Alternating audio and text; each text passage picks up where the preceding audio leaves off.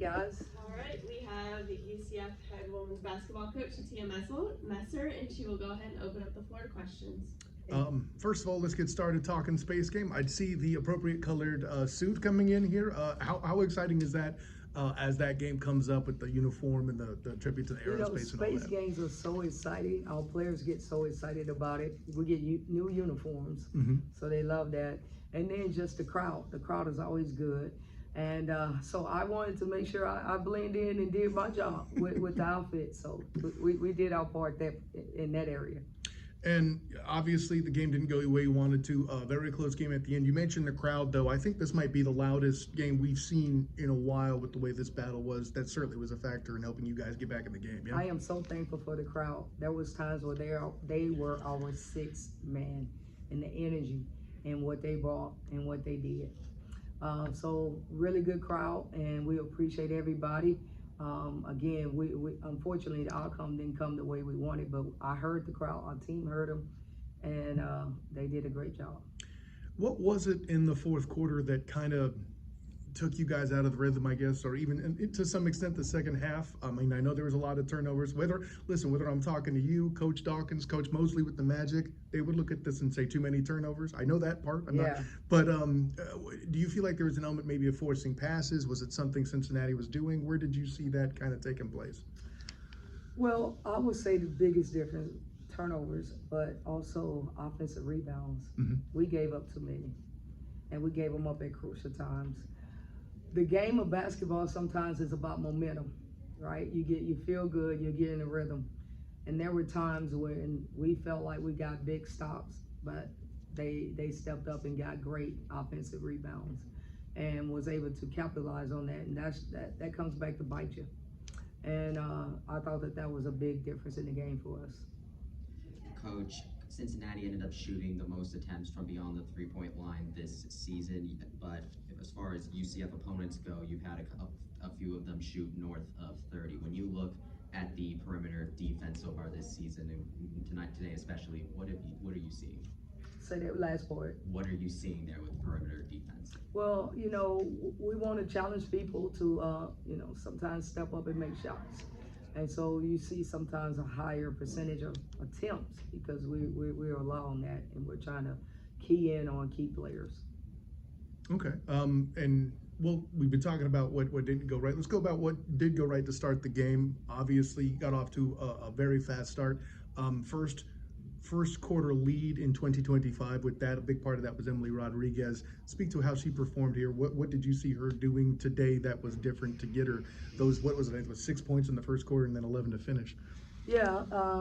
So in practice, we've been intentional about emphasizing, quicker starts. As you look, I mean, we just played Colorado, get there and go on a 16-0 run, which most places, and not most times, that's enough to help you advance and win. But we had dug ourselves in such a big hole that it didn't help us. And so we were very intentional in practice about getting quicker starts, and I felt like we did that, and we're going to build on that. That's just not going to stop right there. We're going to continue to build on it. Well, would you say that this is the fastest start that you guys have had this season? It is, and I'm proud of our players for that part. I told my players we played 95% of the game right, but 95 is not 100. And when you do 100, that's when you get the results. And so we're building to get to that 100%. And so that's where we are with this program and where we're going with the team. And it's not how you start, it's how you finish. And we know that. And we're getting ready to play TCU, which is the hottest team in our conference right now. And this will be our second time playing them. So we've taken some big punches in the Big 12. And we're hoping we can level this thing out when it counts. And that's our goal, and that's what we're trying to do. I imagine it's helped that you have a shoal back to playing some more minutes again over these next couple matches. You've said before how much she's a glue on the squad. She is. And you know what? Shaw does whatever the team needs. If the team needs her to step up and be a defensive player, she does it. If we need her to rebound, she rebounds it. If we need her to score, she scores. If we need her to come off the bench, she does it. And that's a glue. That's someone who's very unselfish and a hard worker. And that's why I love having her on this team. considering how much time she's kind of had to have been off the floor over the past few games, when you got to look at that, what's the difference with this team with the shoal on the court versus what she's doing? We're always good with a shot on the court. Okay, you know, again, as I mentioned earlier, sometimes the game of basketball is about runs, and if we're making a run, well, you know, if she's not on there, she's not complaining. She's on the bench cheering and giving us a, you know, a boost. So, but, you know, we enjoy having her on the court. Galen Godu was on the floor here at the center spot. You started her, I think, for the second time here. With Hannah coming off the bench. Yes. I'm getting flashbacks of how you used to do it with Destio in that group, kind of like that. Yes. I think, you tell me, I'm seeing there was an element, it felt like you were attacking with tempo to start the game, and that might have been why you went with Hannah on the bench first? Yeah, and so right now what we're doing is giving our team the best opportunity to win and win those spots. And Kai's worked really hard to do that. And we plan on giving other people opportunities, whoever steps up to do that. So if that's Kai, if that's a Shaw, if that's Hannah, if that's whoever, we're gonna go with the best opportunity for us to win. And Coach, let's take it back to the fourth quarter real quick. You mentioned something about second chance and offensive rebounds being a big deal. I think there was an exchange in the fourth quarter. It was a good minute and a half where Cincy was holding on to the ball. I think they had the inbound pass turnover, and then they had a foul shot with the offensive rebound. How big was that exchange and them having the ball that long? Do you think that kind of turned the game? Yeah, absolutely. Because we didn't step up and complete the stop. So it turned the game around for you. Because, you know, again, we talked about the game of emotions and swings. And you step up, we hit, you know, offensively, we score, and then we can't get a stop. And that kind of hits you as a player sometimes. But our job as coaches is to get them where it doesn't hit them.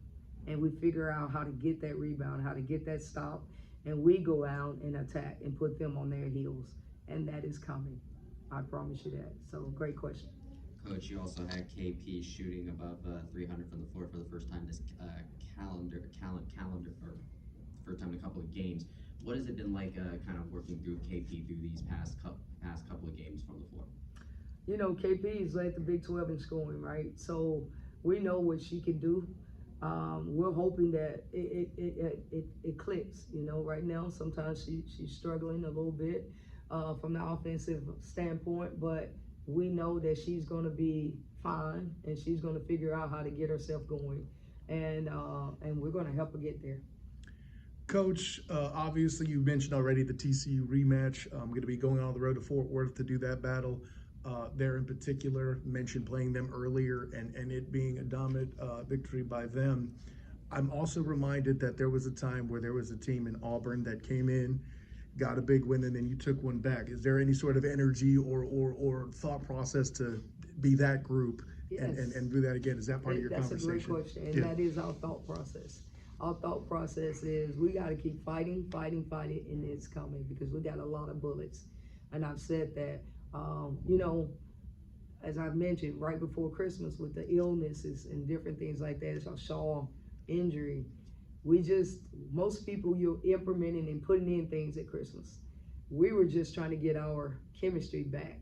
So we're a little bit behind on that area, but it's coming. And when it comes, we're going to be a dangerous team, and I'm proud of my team. I mean, since you brought that up, is this the healthiest you've been in a bit? It's the now? healthiest. Yeah. Well, I might as well bring it up. It's the healthiest we've been, and you saw we gave ourselves a chance to win it. And so that's on us, and we got to complete it. As I said, 95% of the game we did what we needed to do. The other 5 we didn't, and that's why it became a close game, and they pulled it out in the end, and congratulations to them on that. But we got to complete it. That's on us. We got to be better, get better, and do better. Last question. Aside from your health, what's the biggest difference between the team that you saw play TCU last time versus the one that's going to Fort Worth? Experience. Experience is the best teacher in life. You look at Mahogany, she's playing more. You look at Lucy, she's playing more. Experience. So now we're getting some people, we have 9 new players who never touched or played in the Big 12, and well, 8, and so that experience is the biggest difference besides being healthy. So we're hoping we build on that. Thank you. Thank you guys, I appreciate it. Thanks, Coach.